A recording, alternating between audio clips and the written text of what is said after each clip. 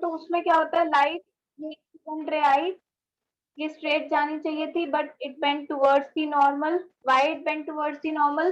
Because ये air है, ये ग्लास है. ग्लास डेंसर मीडियम है, एयर रेयरर मीडियम है. ठीक है. अब लाइट फिर जब ग्लास से वापस एयर में जाएगी, it bends away from the normal like this. This is incident ray. Ma'am हाँ मैम बट बोलो. डिस्पर्जन और रिफ्रैक्शन तो दोनों अलग अलग टॉपिक्स है ना. अच्छा मैं बता रही हूँ, आ रहे हैं उस पॉइंट पर, आ रहे हैं उस पॉइंट को समझाने के लिए मैं कुछ समझा. ठीक है.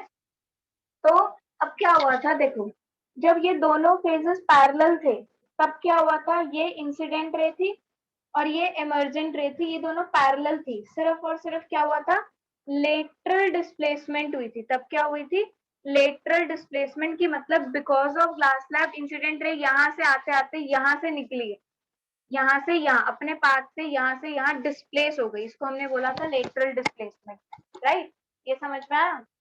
लेकिन प्रिज्म में क्या होता है, जो दो ग्लास के फेसेस होते हैं they are not parallel to each other. Glass के दो फेसेस पैरेलल नहीं होते, इस वजह से उस पे जब लाइट पड़ती है, ठीक है ना, प्रिज्म पे जब लाइट पड़ती है तब क्या होता है, लाइट के जो 7 कंपोनेंट्स होते हैं जिनकी वेवलेंथ डिफरेंट है, तो डिफरेंट वेवलेंथ डिफरेंट है तो उनके लिए ग्लास का रिफ्रैक्टिव इंडेक्स भी अलग अलग है. तो इसलिए अब क्या होता है, ये देखो, ये इंसिडेंट रे आई, इसे स्ट्रेट जाना चाहिए था बट ये स्ट्रेट नहीं गई, ये बेंड होएगी टुवर्ड नॉर्मल. रिफ्रैक्शन तो होगी ही होगी, मीडियम चेंज हो रहा है तो रिफ्रैक्शन तो होगी. रिफ्रैक्शन के साथ साथ डिस्पर्जन हो रहा है. कैसे? अब ये 7 कंपोनेंट स्प्लिट हो गए, सबकी वेवलेंथ अलग अलग है, इसलिए ये 7 कंपोनेंट्स कुछ ऐसे स्प्लिट हो जाएंगे, 1 2 3 4 5 6 7, ऐसे 7 कंपोनेंट्स में स्प्लिट हो गए. अब फिर दोबारा रिफ्रैक्शन होगी, ग्लास लाइट जा रही है ग्लास से एयर में. Now it will bend away from the normal like this. 1 2 3 4 ma'am 5 converge नहीं हो 6 जाएंगे ये सारे. 7. नहीं, और ये 7 कलर्स का हमारे को रेनबो, रेनबो नहीं spectrum you can say, the collection of 7 colours we will get on the strip. VIBGYOR मिलेगा, violet, indigo, blue, green, yellow, orange, red. Red colour की वेवलेंथ देखो, वॉयलेट से वॉयलेट की वेवलेंथ कम होती है, फिर इंडिगो, फिर ब्लू, फिर ग्रीन, फिर येलो, फिर ऑरेंज, फिर रेड. सबसे मिनिमम वेवलेंथ वॉयलेट, सबसे ज्यादा वेवलेंथ रेड. रेड कलर इसलिए मैम पूरी सबसे तरह से कम बेंड कंटेंट हुआ. नहीं आ रहा. हाँ,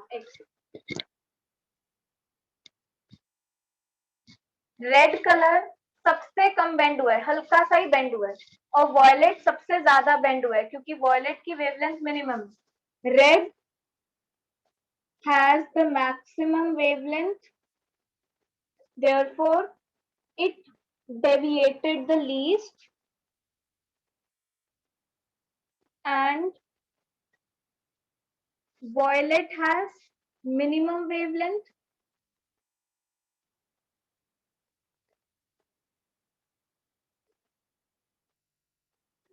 therefore it deviated the most.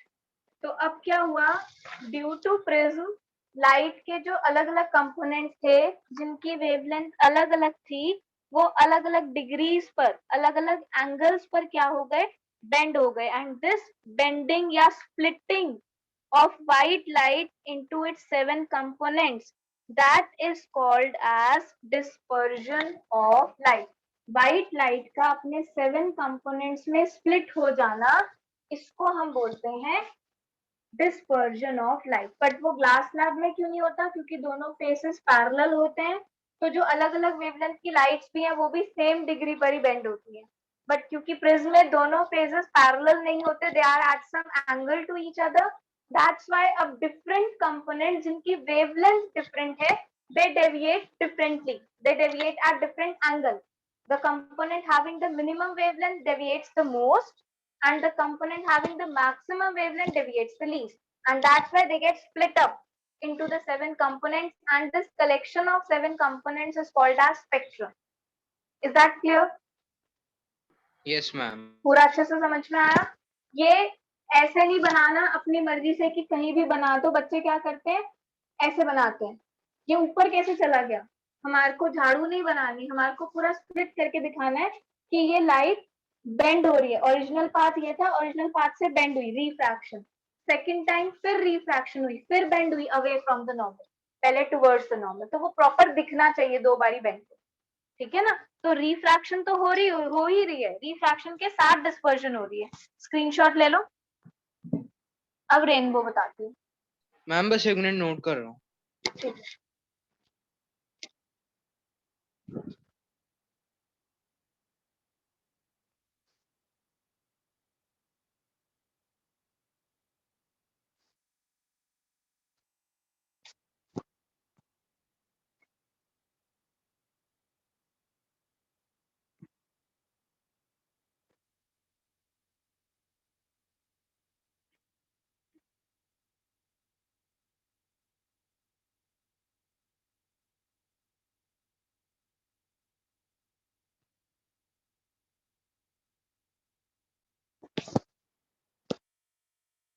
Ma'am कर लिया?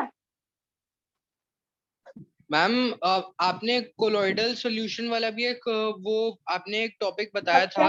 1 बाय 1 पहले रेनबो बताने दो। 1 बाय 1 नहीं मैम, मैं उसके बारे में कुछ नहीं पूछ रहा, मैं बस उससे इस टॉपिक को थोड़ा सा रिलेट करना चाहता हूँ।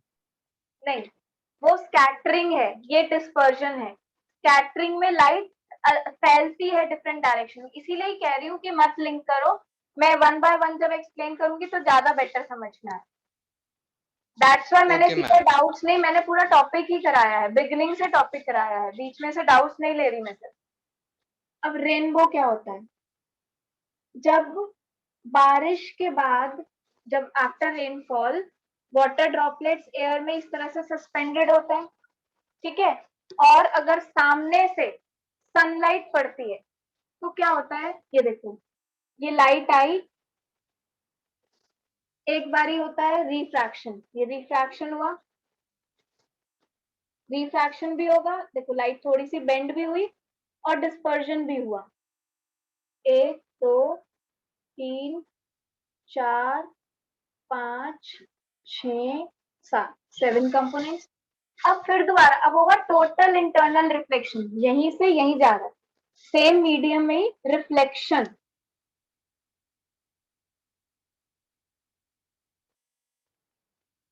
मैम आपने सर्कुलर क्या बनाया अभी अभी? ये rain droplet, water droplet. Okay ma'am.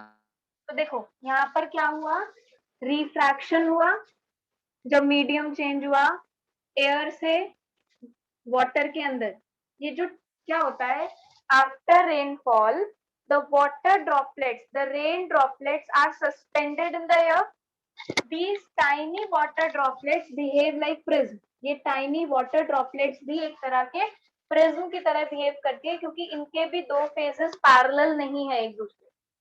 तो क्या होता है, लाइट सामने से आई, एक बारी क्या हुआ, रिफ्रैक्शन। फिर रिफ्रैक्शन के साथ साथ क्या हुआ, व्हाइट लाइट 7 कंपोनेंट्स में स्प्लिट हो गई, यानी डिस्पर्जन। और फिर यहाँ से लाइट टकराकर यहाँ गई, this is called total internal reflection. Water के अंदर ही, ड्रॉप के अंदर ही रिफ्लेक्शन हो रही है, क्योंकि मीडियम नहीं चेंज हुआ। Total internal reflection. तो ये 3 फिनोमेना रिस्पॉन्सिबल होते हैं for the formation of rainbow, and that's how here we will get rainbow, यानी कलर बैंड ऑफ 7 कलर्स। यहाँ पर हमारे को 7 कलर्स का बैंड मिला। यस मैम मतलब मैम वैसे ये जो लाइट रेज है मैम, ये जो अभी यहाँ से मैम रिफ्लेक्ट हुई है, टोटल इंटरनल रिफ्लेक्शन, मैम ये मैम इनका ये अभी रिफ्रैक्शन नहीं हो सकता था? मतलब ये रिफ्रैक्शन यहाँ होगा ना, जब विद इन अ मीडियम होता है वो रिफ्रैक्शन थोड़ा ना होता है सक्शन। ये वाटर है, जब मीडियम चेंज होता है, रिफ्रैक्शन का मतलब ही क्या होता है, जब लाइट एक मीडियम से दूसरे मीडियम में गई, अब रिफ्रैक्शन हुआ। लेकिन यहाँ पे ये रिफ्रैक्शन थोड़ी बोलेंगे, ये तो टकराकर उसी मीडियम में वापस आ रही है ना, ये तो रिफ्लेक्शन होता है ना। मैम मेरा मतलब था ये, मैम मेरा मतलब ये था कि जो ये लाइट रेज है मैम, हाँ, ये जो वाटर से दोबारा से एयर में नहीं जाएंगी वहां से ही, यहाँ जहाँ से नहीं वो जाएंगे, रिफ्लेक्ट हो नहीं रही है। नहीं नहीं नहीं। इस तभी प्रॉपर रेनबो बनता है। रेनबो सनलाइट के ऑपोजिट साइड बनता है, जिस साइड सन होता है उसके ऑपोजिट साइड बनता है। तो वो प्रॉपर रेनबो तब बनता है, refraction, dispersion and total internal. ठीक है, अब क्लियर है सेक्शन पूरी तरह से? Yes ma'am. बना लो बेशक।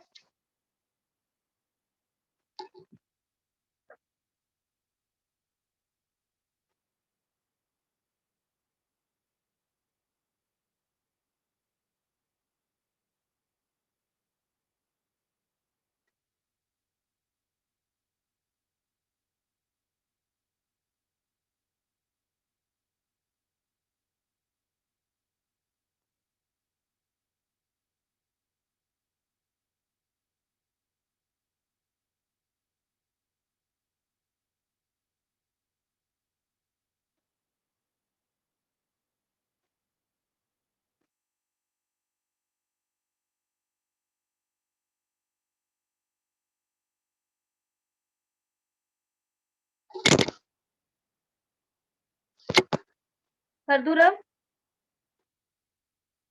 Yes ma'am. देन नेक्स्ट, ये तो हुआ डिस्पर्जन।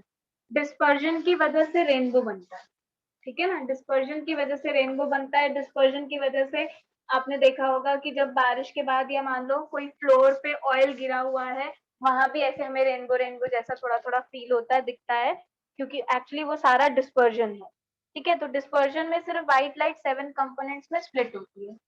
दूसरा लाइट से रिलेटेड फिनोमिनन है एटमॉस्फेरिक रिफ्रैक्शन। देखो, ये अर्थ का एटमॉस्फेयर, ये स्पेस, यहाँ सन, जो भी स्टार्स हो, सन हो, मैम व्हाटएवर। आपने स्टार्स और सन का एग्जांपल लेके बताया था। हाँ, तो देखो, ये अर्थ का एटमॉस्फेयर जो है, यहाँ हर जगह एयर की डेंसिटी सेम तो नहीं होगी, है ना। एयर की ऑप्टिकल डेंसिटी, जब हम लाइट से रिलेटेड बात करते हैं तो ऑप्टिकल डेंसिटी बात करते हैं। ये अलग अलग लेयर्स की ऑप्टिकल डेंसिटी अलग अलग होगी। तो मतलब ये अलग अलग लेयर्स अलग अलग मीडियम की तरह वर्क कर रहे हैं, क्योंकि सबका रिफ्रैक्टिव इंडेक्स अगर थोड़ा थोड़ा वेरी कर रहा है, ठीक है, कहीं पे एयर के पार्टिकल्स डेंस हैं तो वो डेंसर मीडियम की तरह वर्क कर रहा है, कहीं पर एयर के पार्टिकल्स थोड़े लूज हैं तो वो रेयरर मीडियम की तरह वर्क कर रहा है। तो मतलब एटमॉस्फेयर की अलग अलग लेयर्स ही उनका रिफ्रैक्टिव इंडेक्स डिफरेंट हो जाता है, चेंज हो जाता है, वेरी कर जाता है, जिसकी वजह से वो अलग अलग मीडियम की तरह वर्क करते हैं। तो जब लाइट इतनी दूर से आती है, एटमॉस्फेयर की डिफरेंट लेयर से पास होती हुई, तो वो बिल्कुल स्ट्रेट नहीं आती, वो बेंड हो जाती है, नॉर्मल रिफ्रैक्शन। बट अब ये रिफ्रैक्शन एटमॉस्फेयर की डिफरेंट लेयर्स की वजह से हो रहा है। क्यों? क्योंकि एटमॉस्फेयर की डिफरेंट लेयर्स डिफरेंट मीडिया की तरह वर्क कर रही है, having different optical density, and that's why now the bending of light occurs. This is basically called as atmospheric refraction. तो bending of light when it passes through different layers of atmosphere. जब light atmosphere की different layer से pass होती है तो bend हो जाती है। This is called as atmospheric refraction. तो लाइट का बेंड हो जाना जब वो एटमॉस्फेयर की डिफरेंट लेयर से पास होती है, उसको हम क्या बोलते हैं? Atmospheric refraction. नॉर्मल रिफ्रैक्शन है, बेंडिंग ऑफ लाइट ही है, बस वो बेंडिंग ऑफ लाइट एयर में ही हो रही है तो एयर ही, लेकिन क्योंकि एटमॉस्फेयर बहुत बड़ा है, एटमॉस्फेयर की डिफरेंट लेयर्स हैं, और डिफरेंट लेयर्स की डेंसिटी हर जगह, ऑप्टिकल डेंसिटी बोल दो, रिफ्रैक्टिव इंडेक्स बोल दो, वो सेम नहीं है, और जिस वजह से वो अलग अलग मीडियम की तरह वर्क करते हैं। तो चाहे वो सेम मीडियम है air, but still it is behaving like different medium, and that's why light जब एटमॉस्फेयर की डिफरेंट लेयर से पास होती हुई आती है तो बेंड होती जाती है, and that is called as atmospheric refraction. और इसको हम क्या बोलते हैं? Atmospheric ma'am refraction. बोलो। मैम अंदर मैम मतलब जैसे ही इनर एटमॉस्फेयर बढ़ता रहता है तो मैम उसका मैम मतलब जो अंदर वाला एटमॉस्फेयर है वो बाहर वाले से ऑप्टिकली डेंसर है। डेंसर है, हाँ ठीक है ना। अब ये तो हुआ फिनोमिनल। अब इसकी एप्लीकेशन, इसकी वजह से क्या क्या होता है। इसकी वजह से पहला इफेक्ट जो आता है that is twinkling of stars. हमारे को स्टार्स ट्विंकल करते हुए दिखाई देते हैं। स्टार्स एक्चुअल में ट्विंकल नहीं करते, हमें ही दिखते हैं। क्यों दिखते हैं? Stars are very very far from earth. Since they are very very far from earth, they are just considered as a point object. तो स्टार से जो लाइट आ रही है एक सिंगल पॉइंट है वो, और एक सिंगल पॉइंट से जब लाइट आ रही है तो वो एटमॉस्फेयर की डिफरेंट लेयर से पास होने की वजह से बेंड हो रही है। और बेंड ही हो रही है, साथ साथ उसकी जो अमाउंट ऑफ लाइट, अब एक छोटा डॉट है एक तरह से, उस डॉट से कभी लाइट बेंड होके आ रही है, कभी इस तरफ से बेंड होके आ रही है, कभी कम बेंड हो रही है, कभी ज्यादा बेंड हो रही है। तो the amount of light which enters our eyes, हमारी आंखों में स्टार से जो लाइट आ रही है वो इतनी ज्यादा बेंड होते होते आ रही है कि कभी हमारी आईज में ज्यादा अमाउंट ऑफ लाइट आती है और कभी हमारी आईज में कम अमाउंट ऑफ लाइट आती है, जिसकी वजह से हमें लगता है कि स्टार्स क्या कर रहे हैं, ट्विंकल कर रहे हैं। तो this is because stars are very far from earth. Since they are very far from earth, they can be considered as a single point object, and due to atmospheric refraction, the amount of light coming from the stars varies, and that's why they appear to be twinkling. Is that clear now? समझ में आया? Yes ma'am. पूरी तरह से। Second है apparent position of stars. अब देखो star यहाँ है। अब आपको पता है इमेज कहाँ बनती है, जहां दो रिफ्रैक्टेड रेज मीट करती हैं। अब हमें करने की जरूरत नहीं है, लेकिन अगर हम थोड़ा सा करें भी तो ऐसे कहीं यहाँ कहीं रिफ्रैक्टेड रेज मीट करेंगी।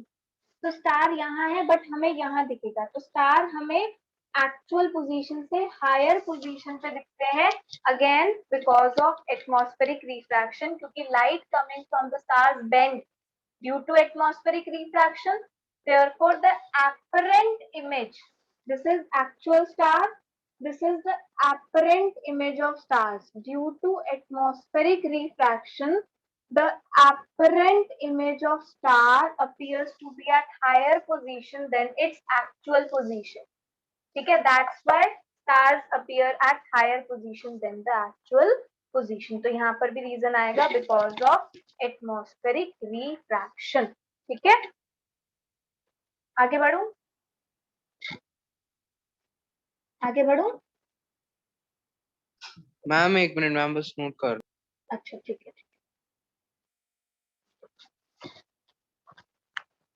पर नोट्स में से जरूर पढ़ना।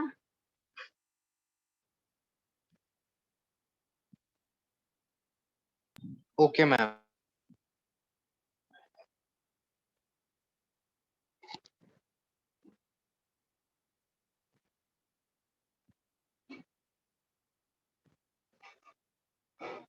डन। मैम ये प्लैनेट्स डू नॉट ट्विंकल ये कैसे होगा फिर मैम वो भी तो हो सकता है। वही बता रही, देखो प्लैनेट्स क्या होता है, वो सन जितने दूर नहीं होते, वो अर्थ के थोड़े क्लोजर होते हैं एज कंपेयर टू सन। अब क्योंकि क्लोजर होते हैं तो they are not considered as point object, वो पॉइंट ऑब्जेक्ट तो नहीं है। It can be considered as collection of point object. अब ये एक पॉइंट नहीं है, it is collection of many point. मानो यहाँ से लाइट कम आई, यहाँ से ज्यादा आई, यहाँ से कम आई, यहाँ से ज्यादा आई, यहाँ से कम आई, तो एक सिंगल पॉइंट नहीं है। जो अगर मान लो एक सिंगल पॉइंट है, सिंगल पॉइंट से लाइट आई नहीं तो मुझे लगेगा गायब हो गया, सिंगल पॉइंट से लाइट आई तो मुझे लगेगा है। लेकिन जब एक पॉइंट है ही नहीं, बहुत सारे पॉइंट्स एक साथ हैं, जुड़े हुए हैं, तो एक से लाइट अगर कम भी आ रही है, दूसरे से ज्यादा आ रही है, तीसरे से कम आ रही है, चौथे से ज्यादा आ रही है, तो जो उसका ट्विंकलिंग इफेक्ट है वो नलीफाई हो जाता है, कैंसिल आउट हो जाता है। उसका ट्विंकलिंग इफेक्ट नलीफाई हो जाता है, कैंसिल आउट हो जाता है, because they are not as far as stars, they are closer to the earth ma'am as compared to stars. That's why they are not considered as point objects, they are considered as collection of many point objects. And the amount of light don't vary now because the twinkling effect gets cancel out now. बोलो अब बोलो. Ma'am फिर ऐसे planets की apparent position पे नहीं होती? नहीं, प्लैनेट्स की अपैरेंट पोजीशन भी नहीं होती.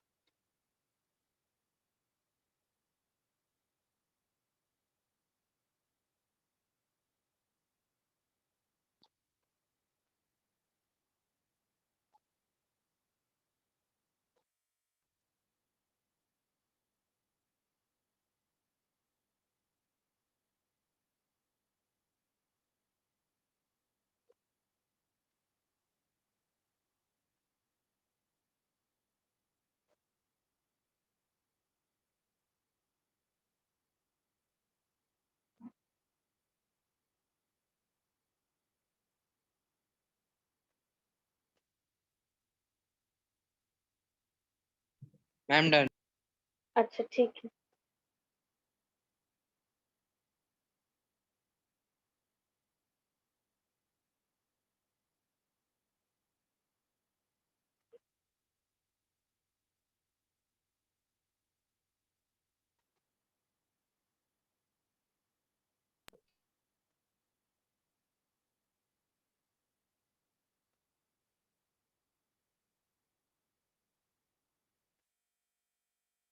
बता रही हूँ सेक्शन.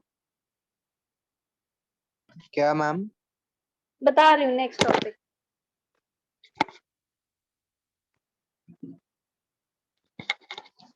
एटमॉस्फेरिक रिफ्रैक्शन की वजह से twinkling of stars, apparent position of stars, planets do not twinkle. हाँ, यही होता है. तीसरा फिनोमिनन आता है scattering of light. Scattering of light का मतलब क्या है? Ma'am Tyndall effect. Tyndall effect उसकी एक application.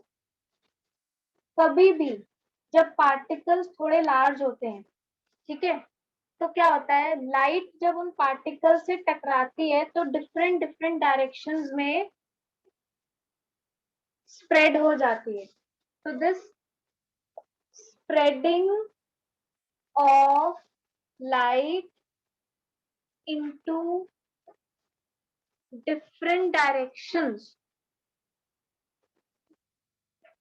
On striking the particles. Particle से टकराकर लाइट डिफरेंट डायरेक्शंस में फैल जाती है, इसको बोलते हैं स्कैटरिंग. अब आपने देखा है ट्रू सॉल्यूशन में तो स्कैटरिंग नहीं होती, कोलॉइडल और सस्पेंशन में होती है. एक्चुअली क्या है जो ये स्कैटरिंग है, मैम स्कैटरिंग दो फैक्टर्स पर डिपेंड करती है. एक मिनट. स्कैटरिंग दो फैक्टर्स पर डिपेंड करती है.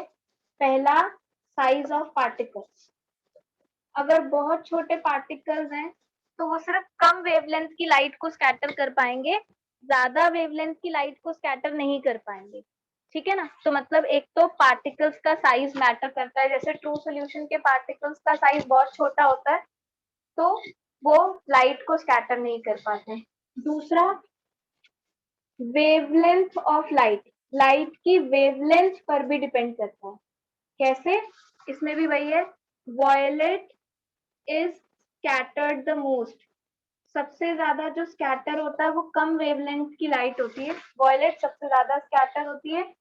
Red is scattered the least. Red सबसे कम स्कैटर होती है क्योंकि रेड की वेवलेंथ क्या है, मैक्सिमम.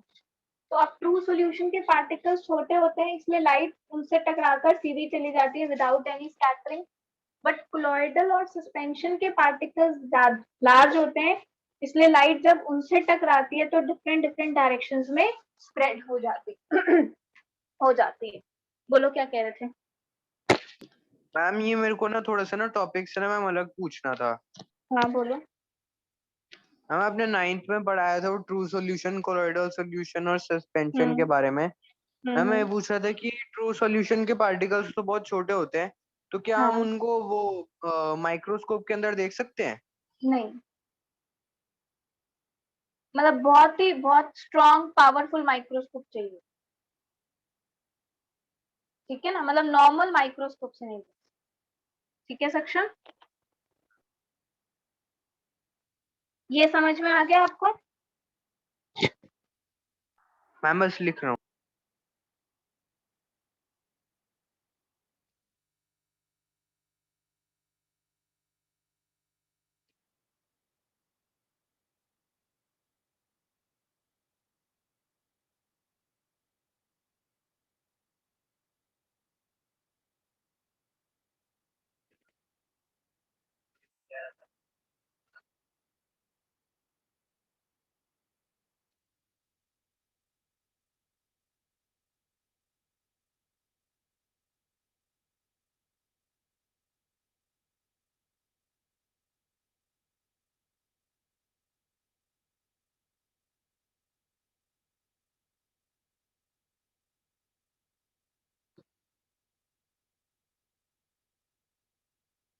मैम बोलो। मैम जैसे सस्पेंशन के पार्टिकल्स मैम बहुत लार्ज होते हैं, तो फिर क्या हाँ, वो स्मॉल वेवलेंथ पार्टिकल्स वाली को रेज भी को? कुछ हद तक, हाँ हाँ, थोड़ा बहुत स्कैटर कर सकते। Okay ma'am. ठीक है, अब टिंडल इफेक्ट क्या होता है कि जब लाइट कोलॉइडल सॉल्यूशन से पास होती है तो स्कैटर होती है। स्कैटर होने की वजह से लाइट का पाथ विजिबल होता है कोलॉइडल सॉल्यूशन। और आपने अगर देखा हो तो टॉर्च की लाइट अगर ब्लू सी लाइट दिखती है, क्योंकि ब्लू सबसे ज्यादा स्कैटर होता है ना। तो टिंडल इफेक्ट क्या होता है, the path of light becomes visible when passed through a colloidal solution due to Tyndall effect, due to scattering of light। जब लाइट कोलॉइडल सॉल्यूशन से पास होती है तो लाइट डिफरेंट डिफरेंट डायरेक्शंस में spread हो जाती है, स्कैटर हो जाती है, और स्कैटर होने की वजह से लाइट का पाथ विजिबल हो जाता है। इसको बोला जाता है टिंडल इफेक्ट।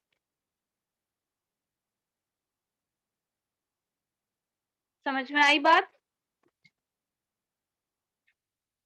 Yes ma'am. अच्छा, अब ब्लू कलर देखो, इसकी application, colour of sky. Sky blue colour का क्यों दिखाई देता है? सेम रीजन, इतना बड़ा स्काई है और एटमॉस्फेयर भी है, डस्ट पार्टिकल्स भी है, तो वो एक तरह से कोलॉइडल सॉल्यूशन की तरह बिहेव कर रहा है पूरा एटमॉस्फेयर।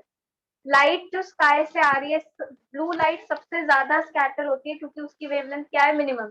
तो इसलिए पूरे स्काई में जो लाइट, स्कैटर्ड लाइट दिखती है, दैट इज ब्लू लाइट, क्योंकि ब्लू लाइट सबसे ज्यादा स्कैटर होती है। तो sky appears blue colour because of scattering of light, क्योंकि मैम बट ये कोलोइडल सॉल्यूशन या फिर सस्पेंशन में तो नहीं हो सकता मैम, ये तो कोई डिफरेंट मीडियम है।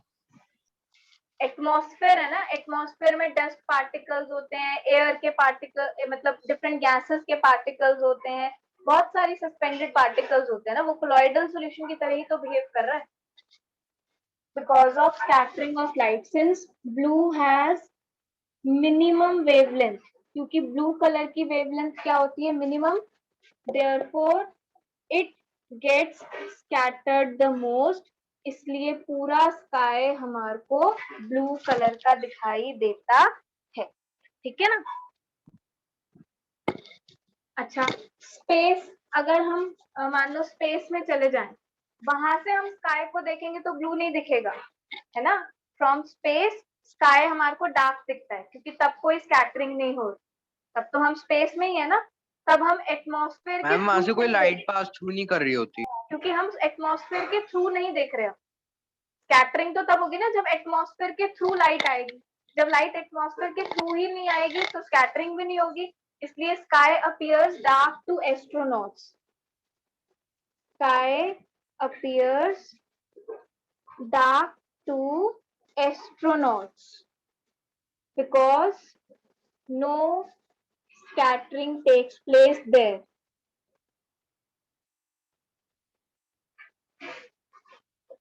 तीसरा, sun appears, अच्छा एक रह गया ना, एटमॉस्फेरिक रिफ्रैक्शन की एक एप्लीकेशन रह गई है, बताती हूँ। Sun appears reddish at sunrise and sunset. Sunrise और सनसेट के टाइम पर सन रेडिश दिखता है। क्यों रेडिश दिखता है सनराइज और सनसेट के टाइम पर सन? देखो ये अर्थ का एटमॉस्फेयर, ये हॉरिजन। जब सन बिल्कुल राइज होता है तो हॉरिजन पर होता है यहाँ, ठीक है। हॉरिजन से लाइट एक लॉन्ग डिस्टेंस ट्रेवल करके आ रही है, फिर से वही एटमॉस्फेरिक रिफ्रैक्शन भी हो रहा है और स्कैटरिंग भी हो रही है। तो यहाँ से यहाँ तक सारी लाइट, तो ब्लू लाइट तो यहीं स्कैटर हो गई, और यहाँ तक हमारी आईज तक ये वाली, यहाँ में से कौन सी लाइट पहुंचेगी? सिर्फ रेड कलर सीधा हमारी आंखों में जाएगा, बाकी सारी लाइट यहीं कहीं स्कैटर हो जाएगी। ऐसे ही सनसेट के टाइम पर सन हॉरिजन पे है, लाइट बहुत सारा डिस्टेंस ट्रेवल करके आ रही है, इतना लॉन्ग डिस्टेंस ट्रेवल करके आते टाइम बाकी सारे कलर्स तो यहीं फैल जाएंगे, और सिर्फ रेड कलर है जो हमें दूर से दिखेगा। इसलिए सनराइज और सनसेट के टाइम पर हमारे को सन रेड दिखता है, क्योंकि सनराइज और सनसेट के टाइम सन कहाँ होता है? Near the horizon. तो नियर द हॉरिजन होने की वजह से all the colours, rest of the colours get scattered. बाकी सारे कलर की जो रेडिएशंस हैं वो स्कैटर हो जाती हैं।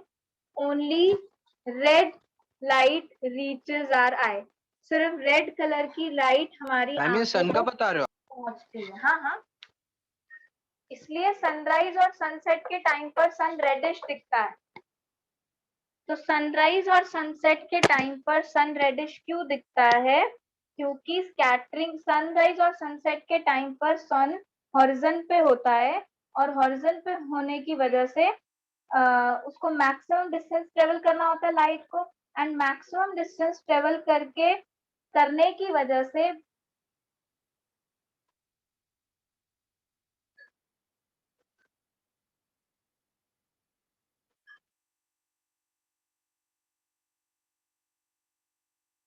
Ma'am you are not audible. Maximum distance travel करने की वजह से बाकी सारे कलर तो वहीं स्कैटर हो जाते हैं, सिर्फ एक रेड कलर है जो हमारी आंखों तक पहुंच पाता है, ठीक है ना।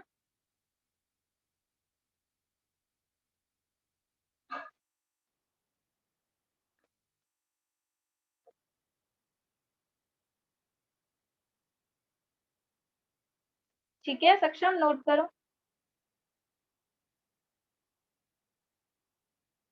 Okay ma'am.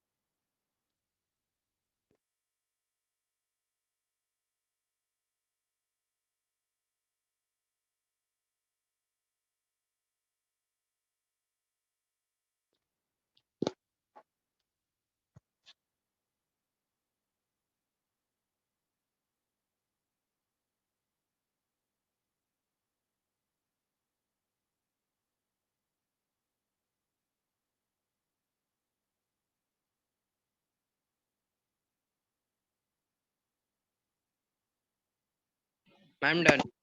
ओके, लेकिन नून में, आफ्टरनून में सन हमारे को ब्राइट ही दिखता है, वाइट या येलो ही दिखता है, क्योंकि आफ्टरनून में सन कहाँ होता है? ओवरहेड। ये तो मिनिमम डिस्टेंस ट्रेवल करना है। अब सारे कंपोनेंट्स सेम ही डिस्टेंस ट्रेवल करते हैं, ना कोई स्कैटरिंग होती है ज्यादा। तो in afternoon sun is at overhead. Afternoon में सन ओवरहेड होता है, तब कोई स्कैटरिंग नहीं होती, इसलिए तब सन हमारे को येलो या येलोइश व्हाइट टाइप दिखता है, because no scattering takes place then, क्योंकि सन ओवरहेड है, लाइट को मिनिमम डिस्टेंस ट्रेवल करके आना, ठीक है ना। नो स्कैटरिंग टेक्स प्लेस, ये मैंने उन वीडियो क्लास में भी बताया हुआ है, आप देखना, ठीक है ना।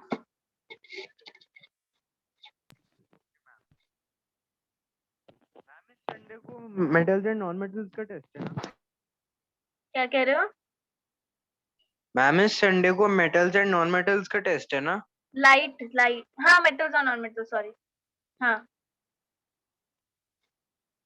मैम लाइट का तो हो चुका है test. Metals and non metals.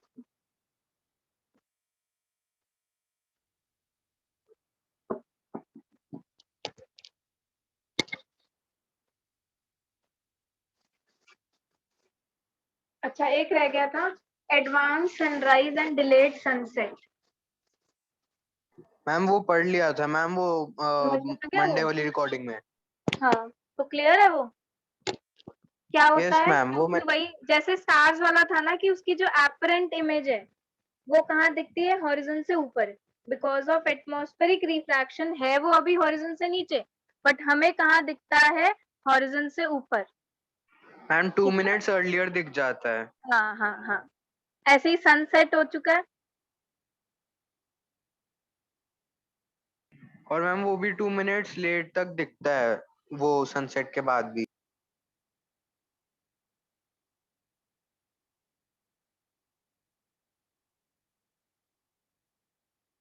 हाँ ठीक है।